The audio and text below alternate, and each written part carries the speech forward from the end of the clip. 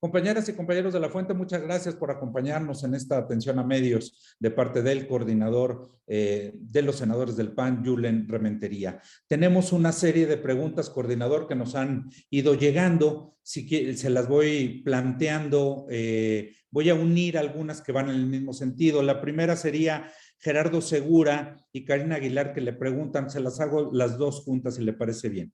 ¿Qué opina de la decisión y postura de la presidenta del Senado para rechazar la controversia constitucional por el llamado decretazo? ¿No cree que es inmoral hacer a un lado la obligación jurídica de cumplir con una responsabilidad que tiene el Senado para conducirse con tintes ideológicos partidistas en este caso?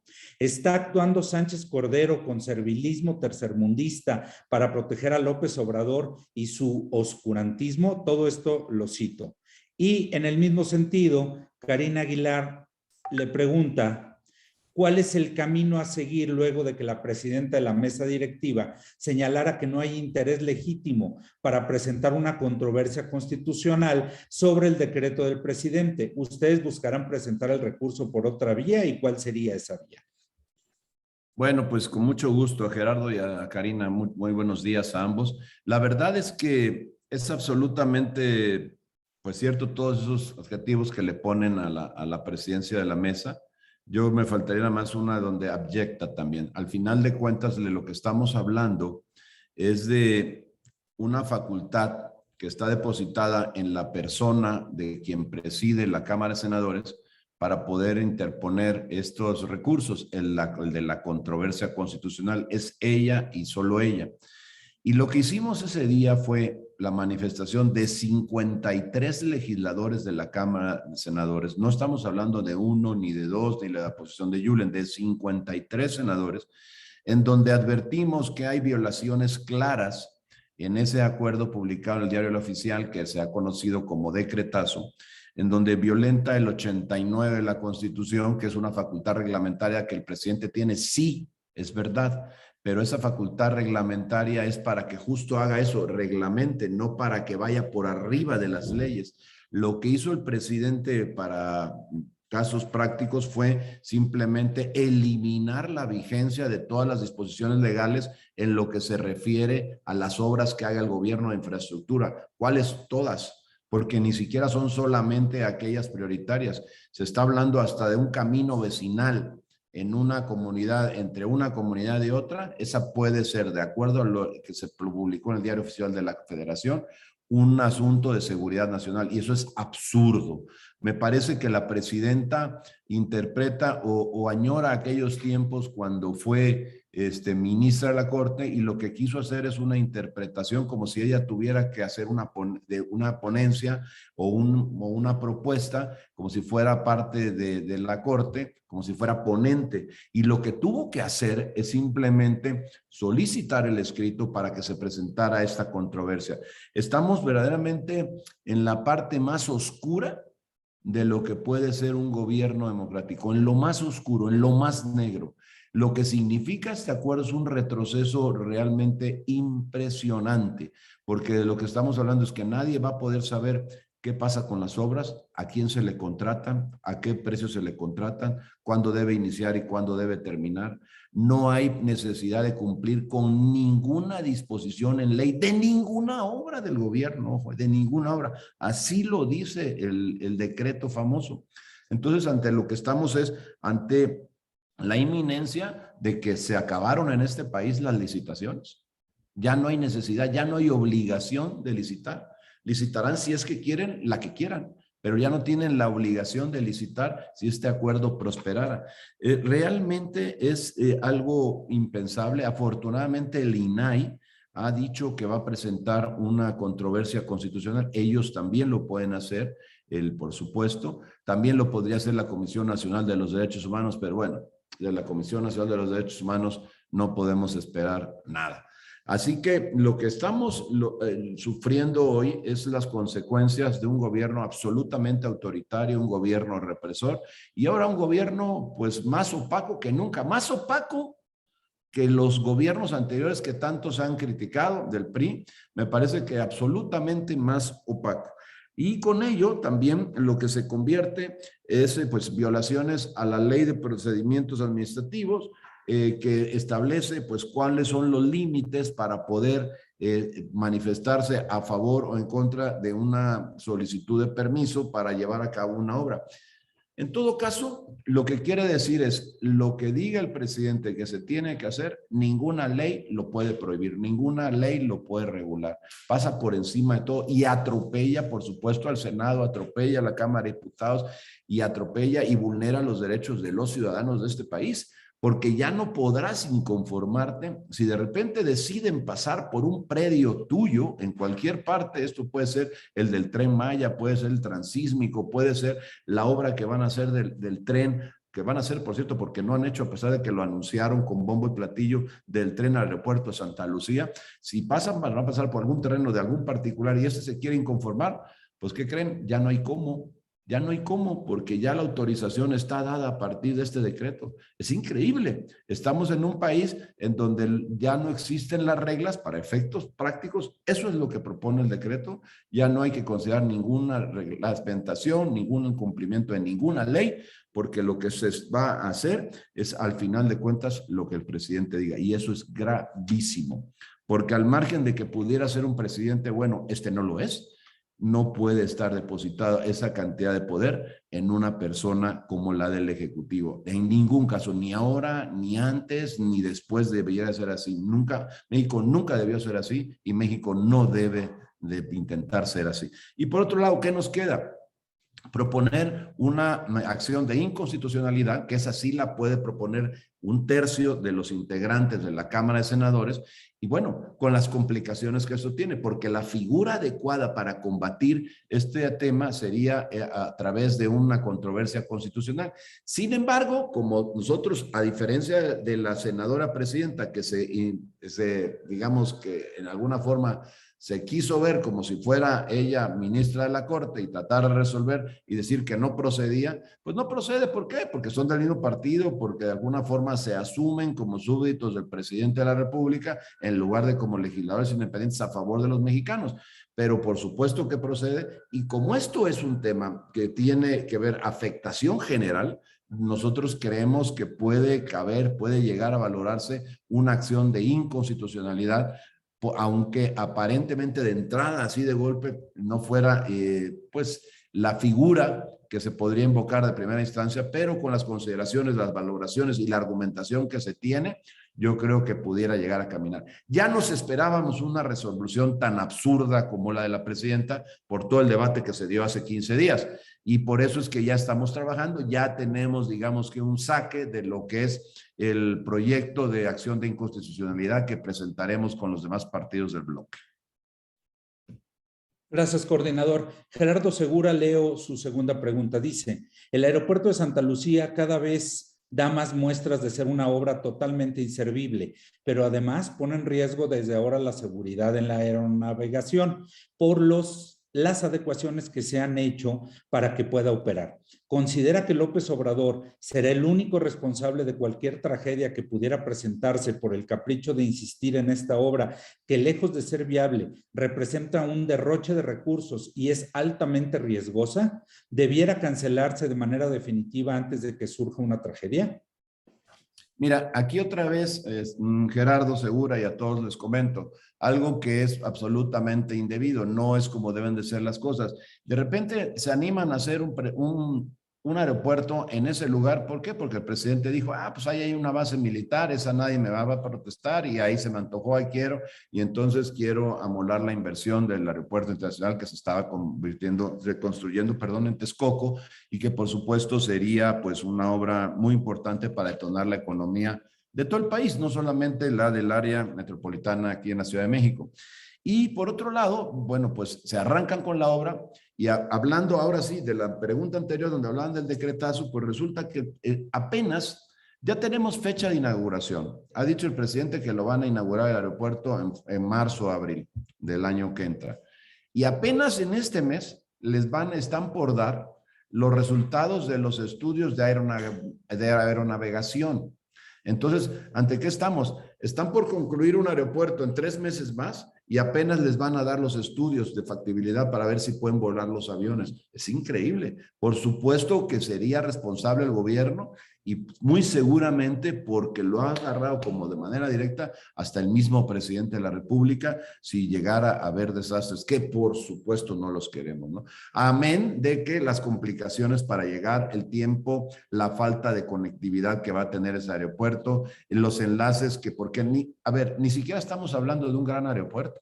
Estamos hablando de un aeropuerto que en su primera etapa y durante muchos años así será, me parece que va a tener un espacio para albergar a lo mejor 14 espacios, o sea, 14 lugares o 14 posiciones de embarque y desembarque de la tripulación y de los pasajeros.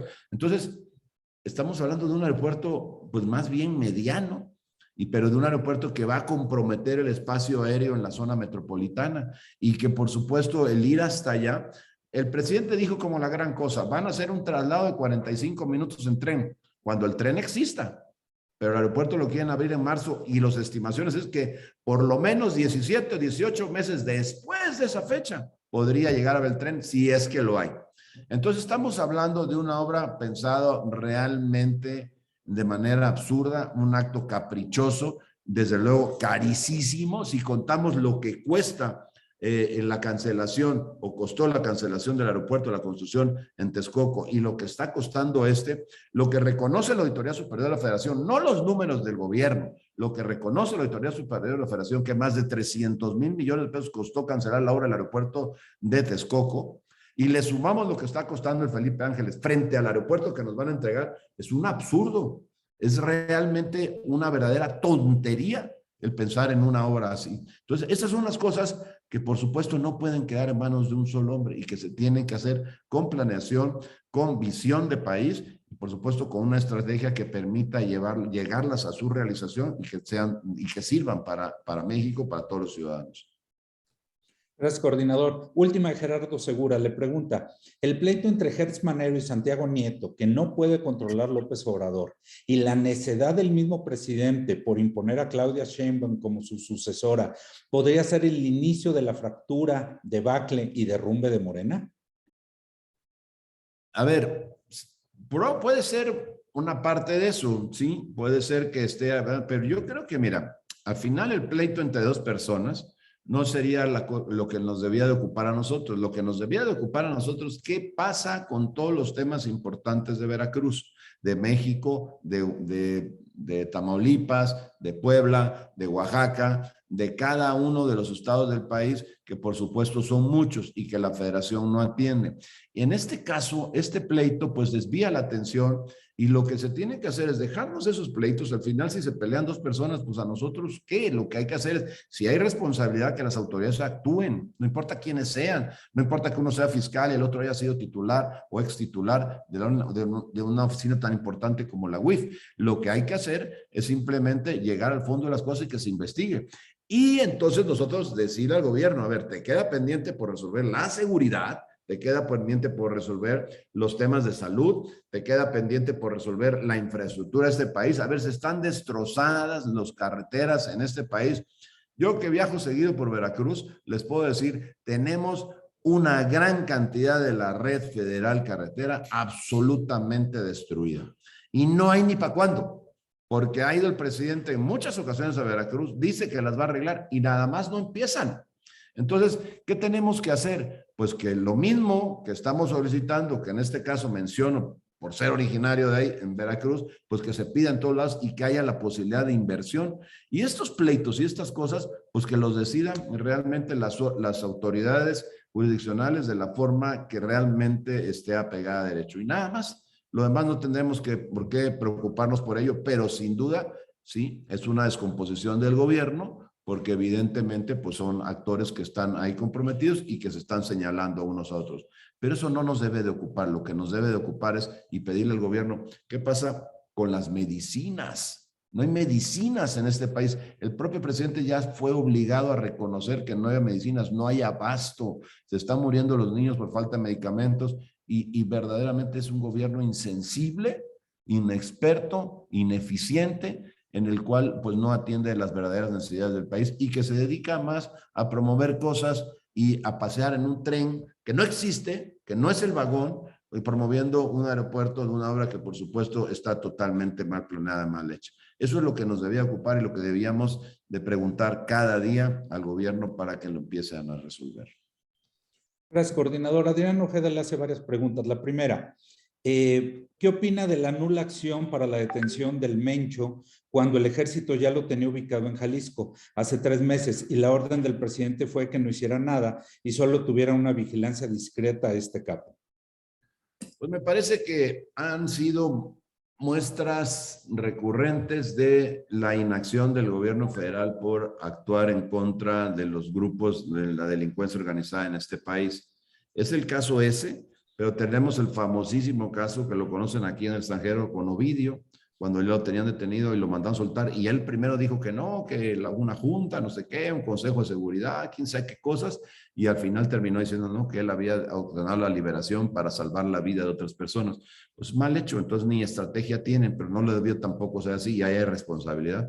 A ver, tenemos el caso de Tamaulipas. El caso de Tamaulipas ha habido de manera recurrente, además del Mencho, en caso de Tamaulipas, de manera recurrente ha habido señalamientos contra personas, contra políticos, contra diputados federales, contra alcaldes, algunos por supuesto de su partido de Morena, en donde están vinculados con personas, por ejemplo, que se han dedicado, el famosísimo caso de la persona que fue muerta allá en Nuevo León y que, bueno, ayudó, financió campañas y todo. Hoy todavía se publica en algunos medios de un diputado que le ha patrocinado viajes, que lo ha llevado a todos lados, que le ha dado dinero para campañas.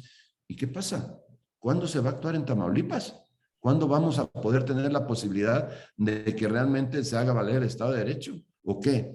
Si son de Morena, no pasa nada. A ver, él dijo, y yo lo recuerdo muy bien, dice, a cualquiera que incumpla con la ley, aunque sea de mi familia, lo llegó a decir, y dice, y solo respondo por mi hijo menor. De todos los demás, no tengo nada que, no puedo responder, tendrán que responder a las autoridades si es necesario. Pues eso es lo que queremos en Tamaulipas, no más ni menos. Eso es lo que tenemos que pedir, lo que tenemos que exigir. Ha sido una tras otra las veces que se han descubierto, que se han visto las cosas que están sucediendo precisamente en ese estado, porque justo está muy reciente el tema, está saliendo constantemente información de los vínculos que tenía esta persona, que se dedicaba, entre otras cosas, a una actividad ilícita al huachicol, y que, bueno, pues financiaba campañas y prestaba aviones y regalaba coches y camionetas. ¿Y dónde para eso? ¿Por qué no está investigada la gente que participó con ellos, si tiene algún vínculo o no lo tiene?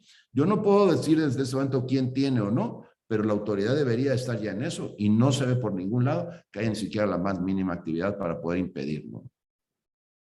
Perdón, jefe, en ese mismo sentido también nos preguntaban tu opinión sobre el financiamiento ilegal a candidatos de Morena y hasta su presidente Mario Delgado de parte de huachicoleros de Tamaulipas. Si quieres hacer algún otro comentario al respecto sobre Pues esto. es lo mismo. Al final lo que tenemos que hacer es exigir que haya investigación. A ver, a Ricardo Anaya, simplemente por decir que ellos dicen que porque alguien menciona que lo involucró, que le dio dinero a una asistente de él en el estacionamiento de la Cámara de Diputados, le han hecho una persecución, pues internacional, que realmente se ve como una persecución política. Y con la cantidad de declaraciones y evidencia en medios de comunicación, en redes sociales que se han vertido de pues distintos actores de la política de su propio partido, y ahí no hay nada. Entonces lo que estamos viendo es una aplicación facciosa de pues de la justicia en este país, y eso no puede ser, no debe de ser así. Gracias, jefe. También hay 2 preguntas en el mismo, perdón, en el mismo sentido dice la primera también de Adrián Ojeda y la otra de Ramiro Ochoa. Dice, ¿y qué piensa del impuesto del 2% que pretende imponer Claudia Sheinbaum a las aplicaciones de reparto de alimentos y mensajería, que obviamente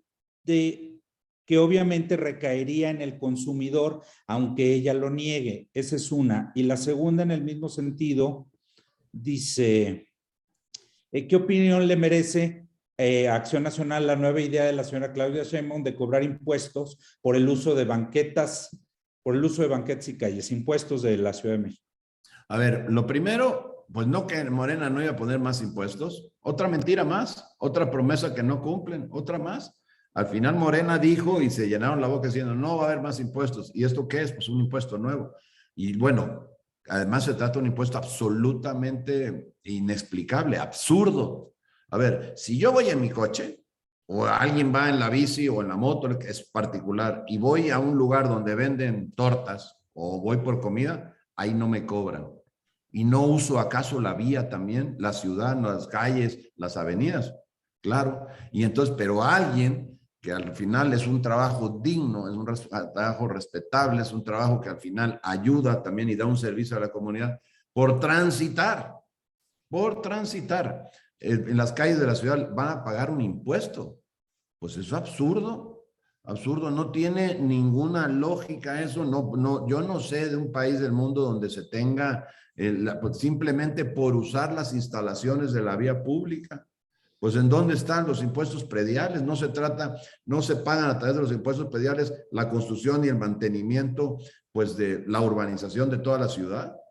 Pues no es ahí. Entonces, la verdad me parece que es verdaderamente increíble que esté siquiera pensando Morena, en este caso la jefa de gobierno Claudia Sheinbaum, que además, por cierto, esa es claramente, porque perdón por Marcelo Ebrard y perdón por Ricardo Monreal, pero a ver, la candidata de Morena, a menos que el sol empiece a salir por otro lado mañana, pues va a ser ella, toda la evidencia del presidente es ella, la trae para arriba y para abajo, la trae ahí como acompañante de guardia, en todas las giras, en absolutamente todas, no tiene nada que hacer. Y esa es la que quiere poner de presidenta, la que está pensando en impuestos absurdos. Pues que nos agarre Dios confesados, porque la verdad me parece una verdadera locura proponer una cosa así que no tiene ninguna lógica, ningún sentido, y bueno, y que además sea, digamos que pues la posible sucesora en los intentos que quiera hacer el presidente de la República porque eso suceda, bueno, pues me parece verdaderamente una amenaza gravísima el que una persona así pudiera siquiera intentar, y que ya con que sea jefe de gobierno y proponga estas cosas, es una barbaridad, pero que además el presidente la esté promoviendo para ser presidente de la República por arriba de todos los demás aspirantes, digan lo que digan, al final de cuentas, pues me parece que habla mucho de cómo tenemos que fijarnos los mexicanos en las decisiones que vienen tan importantes en las siguientes elecciones. Gracias. Tenemos dos preguntas en el mismo sentido sobre Aguascalientes. La primera de Mayolo López le pregunta, se las hago juntas también, coordinador. ¿Qué opinión tiene de la crisis que se ha generado en el partido por la designación del candidato al gobierno de Aguascalientes? Y la segunda es, si puede comentar qué pasó ayer al interior de la reunión que se llevó a cabo en el CEN del PAN, donde se abrieron las encuestas para definir al candidato al gobierno de Aguascalientes, ya que usted estuvo presente, que nos comente quién ganó las encuestas y cuál de los dos aspirantes, Antonio Martín del Campo y Tere Jiménez, fue el que no quiso respetar el acuerdo pactado hace unos días y cuáles fueron sus argumentos. Bueno, yo primero quisiera contestarle, bueno, entre otras cosas, no sé si esta la hizo Mayolo, pero la de la crisis, yo no veo una crisis, me parece que, a ver, estamos hablando de la decisión respecto a quién va a ocupar una candidatura del que va a ser él o ella, el próximo gobernador o gobernadora de Aguascalientes. Como están las preferencias en Aguascalientes, el PAN va a ganar sin ninguna duda. Entonces, bueno, pues por supuesto que genera esto pues un interés mayor a una simple competencia de cualquier otro lugar. En todo caso, ante lo que estamos es ante una circunstancia, una determinación que se tiene que tomar. Yo hablé ayer con el senador, hoy voy a volver a hablar con él. Ayer, pues muchas horas, porque estuve con él mucho tiempo y quedamos de platicar. La decisión y la postura por cierto, es una persona a la que respeto, reconozco su panismo, su compromiso con la ciudadanía, y yo creo que, bueno, pues tendremos que seguir dialogando. Y respecto al tema de la posición y de lo que sucedió ahí, pues ya dio la postura la secretaria general del partido. Yo en eso pues ya, y es la postura oficial y no tendría ya más que decir sobre ello. Yo espero que las cosas lleguen bien. Yo voy a seguir insistiendo y a diálogo porque lleguemos al acuerdo, y yo soy optimista en que lo podamos conseguir y que podamos realmente dialogar y resolver esta situación y que está pendiente por resolverse, que no es crisis, pero bueno, que es una situación que hay que resolver, pues en corto plazo, pues poderla resolver en los mejores términos a través del diálogo y la búsqueda de los acuerdos. Finalmente, Magali Juárez le pregunta, hacia el cierre de las actividades legislativas de este año, ¿cuál es el balance del trabajo en este periodo? ¿El Senado formalizó su papel como oficialidad de partes de la presidencia? ¿Cuáles son los pendientes en la agenda legislativa? Sí, mira, yo creo que efectivamente, como dices ahí en la pregunta, Magali, la verdad es que sí, el Senado, igual que la Cámara de Diputados, en los temas que son de mayoría simple, ha dejado mucho que desear, pero mucho, muchísimo que desear, porque ha funcionado como pues una oficina de recepción y trámite de los temas del presidente. Eso no debe ser. Yo recuerdo muy bien cómo muchos de los senadores y diputados federales que antes eran, pues también tenían algún cargo similar, o habían los de senadores habían sido diputados, o algunos diputados que habían sido senadores, y cómo criticaban, y cómo decían, y cómo fustigaban a los gobiernos cuando ellos estaban en una parte de la oposición. Y hoy en día simplemente están calladitos, como ovejitas, como corderitos, esperando la instrucción del gobierno federal. Eso no debe ser, ni cuando eres oposición, ni cuando estás del lado de la mayoría. Lo que tienes que es, sí, por supuesto, apoyar las decisiones de tu partido si eres mayoría, pero aquellas posiciones que tengan sensatez. Pero hay cosas que realmente en corto, en los pasillos, ellos mismos no tienen la respuesta, pero dicen, pero bueno, es lo que nos mandan y lo tenemos que apoyar. Pues esa no es la posición que debía tener ningún legislador, y lamentablemente las hay, y no son pocas las que están así, que contrarios a la voluntad terminan votando a favor de la propuesta del gobierno. Y entonces, bueno, yo esperaría que algún día se rebelen, pero si no, bueno, pues sí, se ha convertido esto vergonzosamente en una oficina de trámites del gobierno de la República. A pesar de que hay muchos en la oposición, un servidor y muchos más que estamos en el bloque, que por supuesto no consentimos esto y lo hemos estado luchando. Y las muestras son precisamente en los votos o en las decisiones que tienen que ver con artículos de la Constitución o cosas de constitucionalidad que se tienen que resolver por una mayoría de 2/3 partes de la Cámara, y que ahí no han podido controlar, no han podido hacer como en los de mayoría simple, resolver sus asuntos sin ningún trámite. Han tenido que dialogar, hemos tenido que consensar, y bueno, ahí ha quedado evidente muestra de cómo de un lado simplemente obedecen lo que se les manda, y del otro lado pues tienen que acordar y se tienen que dialogar por lo que más convenga a México, y es lo que hemos hecho. Así que las decisiones que han sido por mayoría simple, oficina de trámites, y las que han sido por mayoría calificada, ha habido diálogo, ha habido acuerdo, y bueno, lamentablemente no alcanza todavía los números para poder que todas las sesiones del Congreso de la Unión, como debiera ser, se pudiera obtener los acuerdos y las cosas que realmente convinieran al país. Perdón, coordinador, llegó una pregunta más. Rita Cerón le pregunta, ¿cuál es el avance en el tema de cannabis y si ya tienen el consenso para que salga antes del 15 de diciembre? ¿Y cuáles serían los tres pendientes que dejan en este periodo? Bueno, en el tema de cannabis hay un avance importante. No se ha concluido la discusión final. Yo esperaría que sí pudiera haber el tiempo. Tenemos sesión mañana y tenemos sesión todavía el martes y el miércoles. Hay la intención de, si no se puede llegar a un acuerdo en dictamen, a lo mejor promover una iniciativa en la que puedan concluir muchas fuerzas políticas y que pueda ser suscrita por ellas.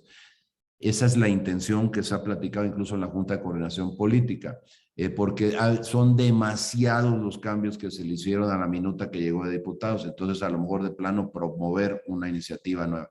Eso se está valorando, eso es lo que está decidiendo. Hay un grupo de trabajo que ha llevado a cabo jornadas intensas de diálogo, de discusión, y hay que decirlo, en esta cosa como son, ha habido sí la apertura, la intención de poder tratar de acercarnos en las posiciones.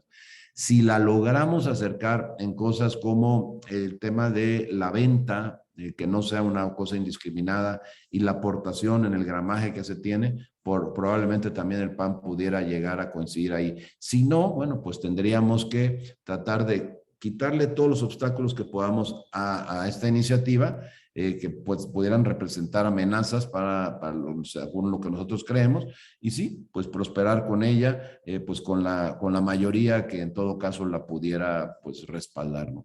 Y respecto a los temas que quedan, pues quedan muchos. En realidad no es mencionar uno o dos sería muy complicado, pero hay muchos temas que tienen que ver con el buen manejo, por ejemplo, de la economía de nuestro país, el buen manejo de los temas de salud, que son materias que están pendientes. Nuestro país se encamina a un problema de desabasto muy, pero muy serio, si no se toman acciones de inmediato para resolver los temas que hay pendientes en ello. Entonces, bueno, tenemos que ponernos, como se dice, las pilas para empezar a hacer instrumentos legislativos que permitan, digamos, urgir al Poder Ejecutivo a resolver los problemas que tiene la población en materia de salud. Es criminal que no haya los medicamentos, y sí lo sabía. Es criminal que se esté padeciendo la gente y esté muriendo la gente porque simplemente destruyeron el Seguro Popular, acabaron con el sistema de vacunación en este país, que era de los ejemplos a nivel mundial, y hoy pues lo tiene que hacer gente que no está preparada, que es inexperta y que por más ganas que le quiera echar, suponiendo que así sea, los siervos de la nación, pues no está listo el país para eso, y ya lo teníamos listo. No, había que cambiarlo, había que destruir el Seguro Popular, el sistema de vacunación, promover el INSABI sin reglas, sin nada, y ahí estamos pagando las consecuencias. Entonces, hay muchas cosas por hacer que se tienen que, desde luego, exigir al gobierno, al Ejecutivo Federal, desde el Legislativo, que se puedan realizar. Ojalá algún día lo entiendan los compañeros legisladores, que su responsabilidad es con la gente, no con su partido ni con el presidente. Jefe, perdón, llegó una más. Luis Carlos Rodríguez te pregunta, dice Monreal que hay acuerdo para comparecencia de Hertz, que la Junta de Coordinación Política acordó la comparecencia, si sería pública o privada.